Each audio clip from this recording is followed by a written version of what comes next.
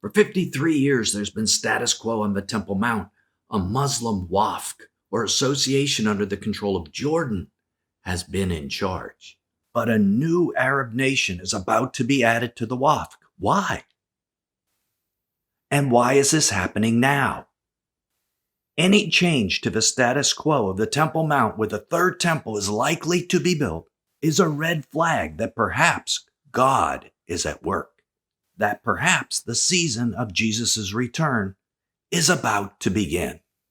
Hi, this is Nelson, and today we have a special video treat for you. We're going to discuss Saudi Crown Prince Mohammed bin Salman, the man likely being added to the wafd. And we have a special guest today to discuss this radical change in the Temple Mount with you. His channel name is Fisherman, and he's a member of this community. You may recognize some of his posts, and he is an expert of sorts on MBS. He has his own channel and is best known probably for his work on the stars and the signs in the stars that may precede the return of Jesus. So, Fisherman, what has just happened in the world that has prompted this video? Thank you, Nelson, for the question. That's a great question. Saudi Arabia and other Arab Sunni nations have secretly expressed support for Israel to annex portions of Judea and Samaria and the Jordan Valley in conjunction with the plan to divide the land, the deal of the century, so to speak, that Donald Trump has presented. The Sunni Arab nations are supportive of this because they view Iran as their greatest enemy, not Israel. And in fact, many have reached out to support Israel secretly because they can't do it publicly for fear of the Arab public. So this is of great importance that they view Israel as an ally against Iran, and therefore they are supportive of the deal of the century. The second item that has occurred really in the last week is there are reports now that Jordan, who has been in control of the Islamic Waqf, which administrates Temple Mount, is now open to Saudi Arabia having representatives on that council to counterbalance the influence of the Turks. The Turks have increasingly influenced the actions of the Waqf in conjunction with the Palestinians, which are against the interests maybe of the Kingdom of Jordan, and in fact have threatened Jordanian control, so they are looking for assistance in counterbalancing this Turkish influence. Therefore, they've turned to Saudi Arabia. Thanks, Fisherman. That fits perfectly with what we reported on about the Temple Mount and its status just late last year. Last December, our ministry reported on the leaked details of President Trump's deal of the century. If you haven't seen this video, the link is down in the description. And in those details, part of the supposed plan was to turn over control of the Temple Mount to Saudi Arabia. And that change now seems to be happening before our eyes, just like the coronavirus, possibly changing the spiritual world we know in a day. So, Fisherman, I think we'll spend some more time on this radical change in the status of the Temple Mount in just a minute. But first, let's talk a little bit about the man behind the change. Let's talk about MBS himself. Bin Salman is young and handsome, and a media icon like none other in the Middle East. There are millions of social media posts about him, about his yacht, about his money, about his lifestyle, about his wife, about his girlfriends. But it wasn't always this way, was it? Tell us a little bit about how MBS came to power. In his book, Ben Hubbard, the book title is MBS, The Rise to Power of Mohammed bin Salman. He outlines very carefully how unlikely it was for Mohammed bin Salman to become the king prince. His father was the 25th son out of 36 in line to replace King Abdulaziz. So at the outset, it appeared very unlikely that King Salman would even rise to power, but through various problems within the royal family, including some premature deaths, King Salman eventually became the king. Now, Mohammed bin Salman is the sixth son of King Salman by the third wife, so there were several in front of Mohammed bin Salman as well. But in his book, Ben Hubbard outlines how Mohammed bin Salman maneuvered to become the crown prince. Initially, King Salman had designated his nephew, Mohammed bin Nayef, who was the head of the nation's internal security service, as the crown prince. But Mohammed bin Salman was able to outmaneuver him and actually forced bin Nayef to abdicate. Thanks for that information, Fisherman. Now, MBS's media persona is one of yachts and fun and riches. But he has a darker side too, doesn't he? As Mohammed bin Salman rose to power, he was initially thought of as a reformer, and that's how he liked to portray himself. And truly, he has changed quite a bit in Saudi culture. He has liberalized rights for women and spearheaded their right to drive, which is earth-shaking. He has limited the power of the Saudi clerics in Saudi society, and he is loved and admired by many of the young Saudi population because they have much greater freedom than they've had in the past. Mohammed bin Salman, again, did not come from a wealthy family, relatively speaking, but he has made up for lost time in that he bought a French chateau, which has been judged to be the most expensive house in the world, and he also bought one of the most expensive yachts in the world and spends a great deal of time on his yacht. So he's been making up for lost time with regard to enjoying the privilege of his wealth.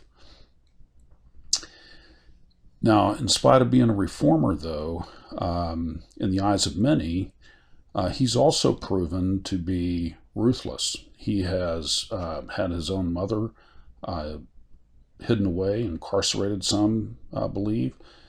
He has imprisoned or incarcerated against their will many of his own family, of the Saudi family, other princes, and he confiscated the wealth of the cream of the crop of Saudi society under the guise that he was recovering that because of corruption. Now, indeed, there has been a lot of corruption in Saudi society, and therefore his confiscation of that wealth is actually looked at very favorably among the Saudi population as a whole. So even though he's a reformer, he can be ruthless and has demonstrated that. He demonstrated that in the killing of the Saudi journalist Jamal Khashoggi. He has distanced himself and denies that he had any role in that murder. However, many think that in fact he was the one that sanctioned that killing. So he has come under fire because of his ruthlessness. He is a millennial. He enjoys video games, and these are things that his ancestors were not aware of and certainly did not participate in. So he's different than any of the other Saudi rulers that have been around in recent years. Now, the Khashoggi incident really affected bin Salman, didn't it? And how do you think that might be related to his wanting to be in control of the Temple Mount? Are these two things related? So in 2019, there was the murder of the Saudi journalist Jamal Khashoggi.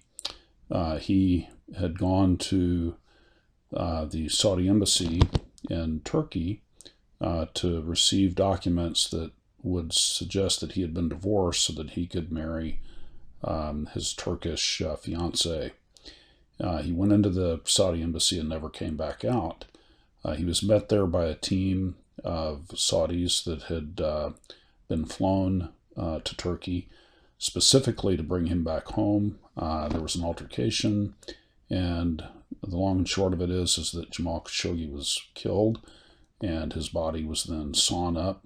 This was captured on audio listening devices by the Turkish intelligence services.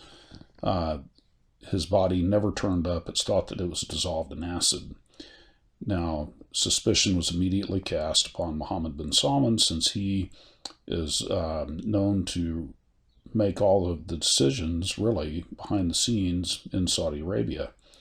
The Saudis have been very adamant that he had no role in that killing, but that's been doubted by many in the West and in the Western media.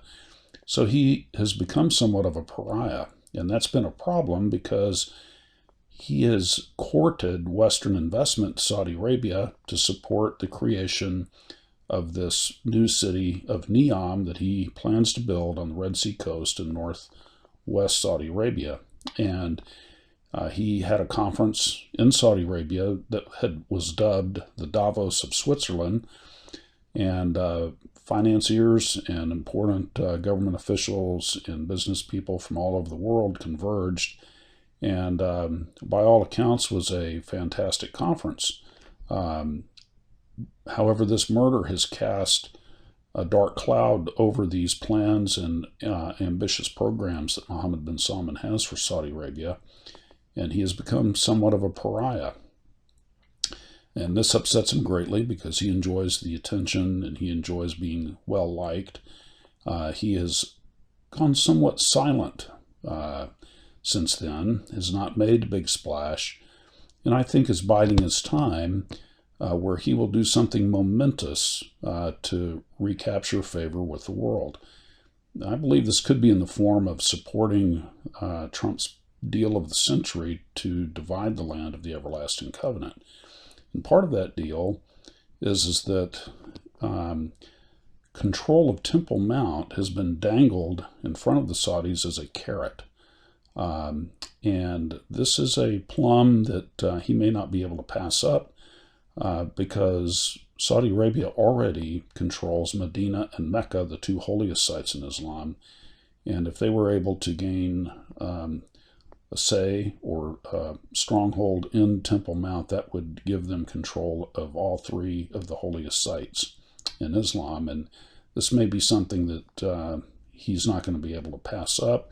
I think he's going to take an action which will be one to help redeem his profile in the perception of the world community. I think he'll be strongly motivated to take action in that regard. Thanks, Fisherman. Do you think bin Salman might have some other reasons that he wants control of the Temple Mount? MBS, and actually many of the Saudi royalty and ruling family view Iran as the greatest threat to their existence and to peace in the Middle East. And they view Iran as a much greater threat than Israel. In fact, they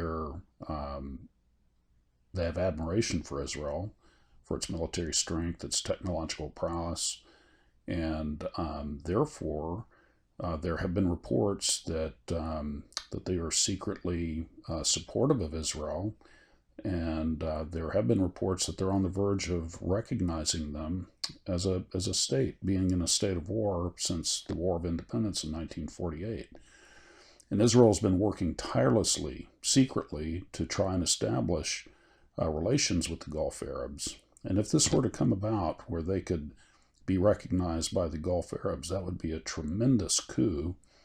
And I believe Mohammed bin Salman would be received very favorably in Israel as a result of that, in spite of the reports of his ruthless behavior with respect to the Saudi royals and members of his own family, and anybody who dissents from his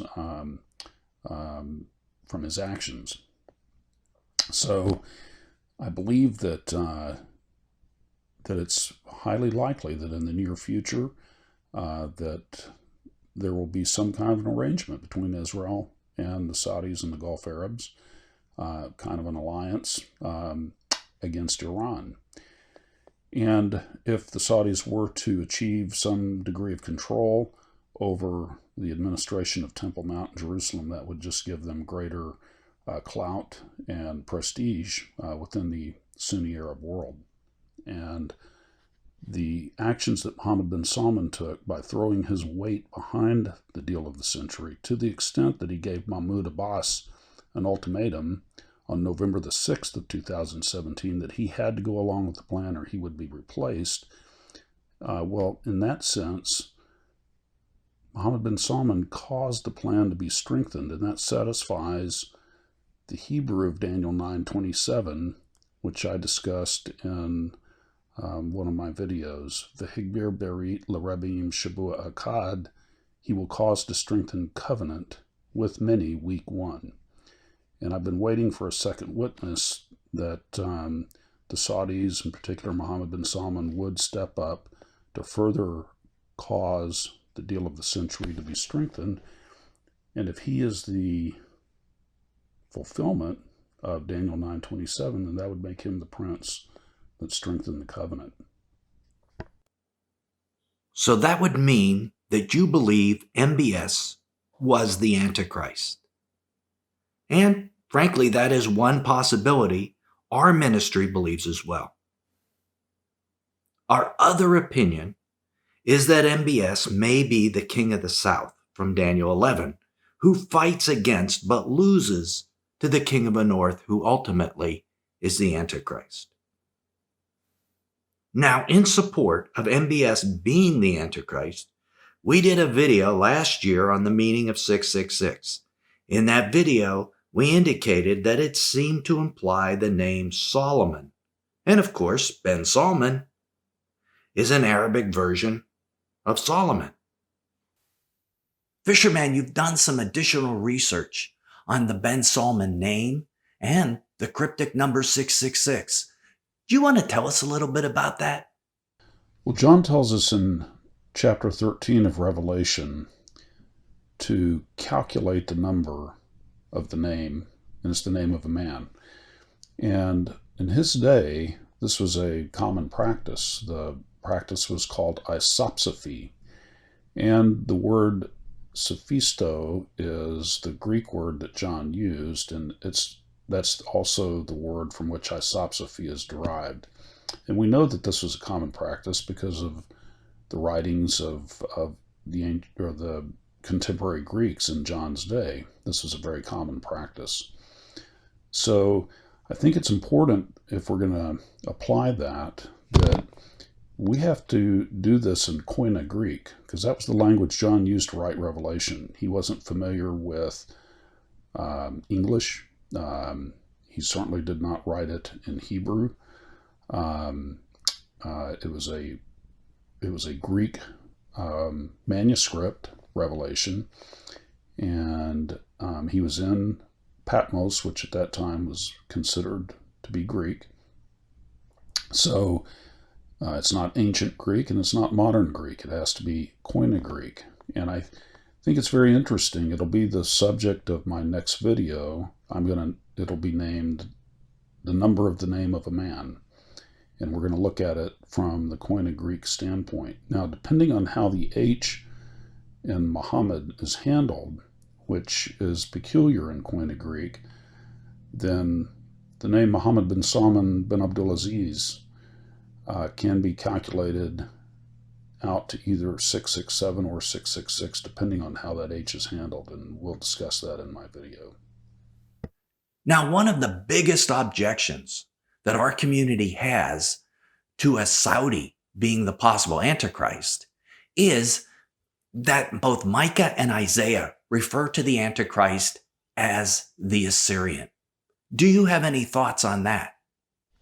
We know that the Assyrian Empire was in the area of northern Mesopotamia, centered around the modern-day city of Mosul, which is adjacent to the ancient capital of Nineveh.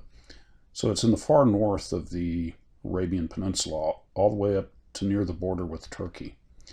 Well, it turns out that the tribe of Saud is derived from an Arabian tribe, a large Arabian tribe called the Anaza or Aniza. And this tribe was a branch of a larger confederation called the Rabia. And these were Arabian tribes that inhabited central and northern Arabia. Now, keep in mind, there are no borders in that area. They were largely Bedouin, largely nomadic, and they were known to range as far as the Turkish border and of modern-day Turkey. So they were present in northern Mesopotamia. They were present in Kurdistan, and they that particular branch was powerful from the area around the capital of Riyadh today, all the way north to the Turkish border. So in that sense, we could say that at least the tribe that gave rise to the House of Saud was known to range as far as northern Mesopotamia, which is where we know the Assyrian Empire existed. Thanks, Fisherman. Now, how does the super city of Neom figure into the picture? Well, Mohammed bin Salman, nobody said that he doesn't dream big. The city that he proposes on the northwestern Arabian coast, he proposes to be a mega, ultra-modern city controlled by technology. In fact, when asked where were the streets, he replied, "We're going to have flying cars. We will not need streets." It's a gigantic area that he plans to develop, and he wants to attract an investment from all around the world to bring Saudi Arabia into the modern age. And this is the showpiece of his plan. However, it's been sidetracked. Many potential investors have pulled out since the problem of the Khashoggi murder. But I believe this is going to be back on the agenda here in the near future. And he would like to attract scientists, financiers, investors from all over the world, and would really like to change Saudi culture. And he would like to present a different image of Saudi Arabia to the rest of the world. This has caused the ruffling of a lot of feathers among the conservative and religious factions within Saudi Arabia. But he is relentless in his quest. And since he has limited the power of the religious police, he has liberalized the rights for women. The young people are enjoying movie theaters, which they could not since the middle of the last century. So he has made a lot of changes within Saudi culture and is looked at favorably by many, and he enjoys that attention. And I think we're going to see more and more.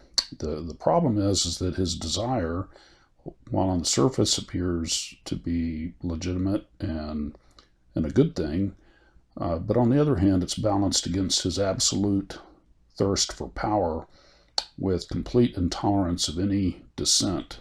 And with the arrest of prominent Saudis all over the world, and where they're hidden away, squirreled away, placed away in isolation, and that's giving cause for great concern among Saudi expatriates, and really for the rest of us as well. But I believe this is a man that we need to keep an eye on. So thank you, Nelson. I've enjoyed visiting with you, and hope we do this again soon. Thanks, Fisherman. I really wanted our community here to hear from you about MBS and learn these things so that they can watch the news as things unfold in the Middle East. And in terms of other interviews, I'm sure we could do one in the future about your vast knowledge about the star signs that may be linked to the return of Jesus. Most of our community know prophecy teacher Joel Richardson has proposed that Saudi Arabia is Mystery Babylon itself. Click right here to keep watching if you want to know our thoughts on the identity of Mystery Babylon, Neom, and Jerusalem, or click here for the rest of our series on the Third Temple. And join me in thanking Fisherman for all this helpful insight. Till then, this is Nelson. and I'll see you there.